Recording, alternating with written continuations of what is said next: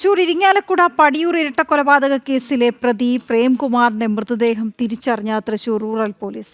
ഉത്തരാഖണ്ഡിലെ കേദാർനാഥിൽ മരിച്ചത് പ്രേംകുമാർ തന്നെയെന്ന് തിരിച്ചറിഞ്ഞു. മൃതദേഹ പരിശോധനയ്ക്ക് ശേഷം DNA ടെസ്റ്റിനുള്ള സാമ്പിളും പോലീസ് ശേഖരിച്ചു. സാനു കെ സജീവ് ചേരുന്ന വിവരങ്ങളുമായി. സാനു, ഇത് ഉറപ്പിക്കാനുള്ള ശ്രമങ്ങൾ എത്രത്തോളം മുന്നോട്ട് പോയി?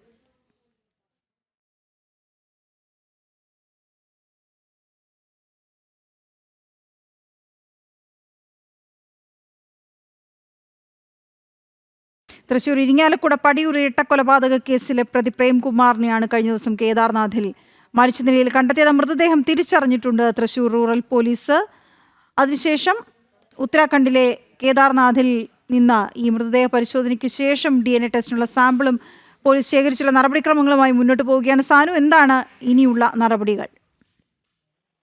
പടിയൂർ ഇരട്ടക്കൊലപാതകവുമായി ബന്ധപ്പെട്ടുകൊണ്ട് ആ കേസിലെ പ്രതിയായിട്ടുള്ള പ്രേംകുമാറിന്റെ മൃതദേഹം കേരളത്തിൽ നിന്നുള്ള തൃശൂർ റൂറൽ പോലീസ് തിരിച്ചറിഞ്ഞിട്ടുണ്ട്. കേദാർനാഥിലാണ് ഈ പ്രേംകുമാറിന്റെ മൃതദേഹം കണ്ടത്.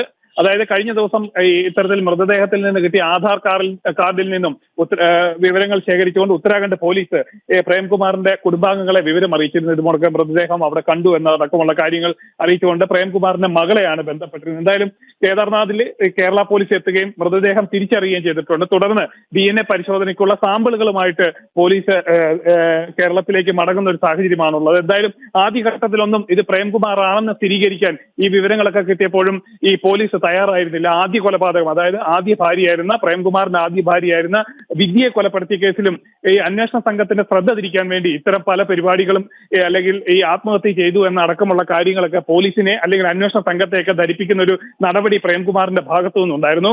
അതുകൊണ്ട് തന്നെ ഇക്കുറിയും ആത്മഹത്യ ചെയ്തു, മൃതദേഹം കണ്ടു എന്നൊരു വിവരം അറിഞ്ഞിട്ടും പോലീസ് വിശ്വസിക്കാൻ തയ്യാറായില്ല. തുടർന്ന് ഡൽഹിയിലുണ്ടായിരുന്ന ഈ അന്വേഷണത്തിന്റെ ഭാഗമായിട്ട് ഡൽഹിയിലുണ്ടായിരുന്ന പോലീസ് കേദാർനാഥിലെത്തി മൃതദേഹം കാണുകയും തുടർന്ന് പ്രേംകുമാറാണെന്ന് സ്ഥിരീകരിക്കുകയും ചെയ്തതിന് ശേഷം DNA ടെസ്റ്റിനുള്ള സാമ്പിളുകളും ശേഖരിച്ചതിന് ശേഷമാണ് കേരളത്തിലേക്ക് വരാനായിട്ടുള്ള ഒരു മടക്കയാത്രയ്ക്ക് തയ്യാറാവുന്നത്. എന്തായാലും മറ്റൊരു വിവരം കൂടെ ഉണ്ട്.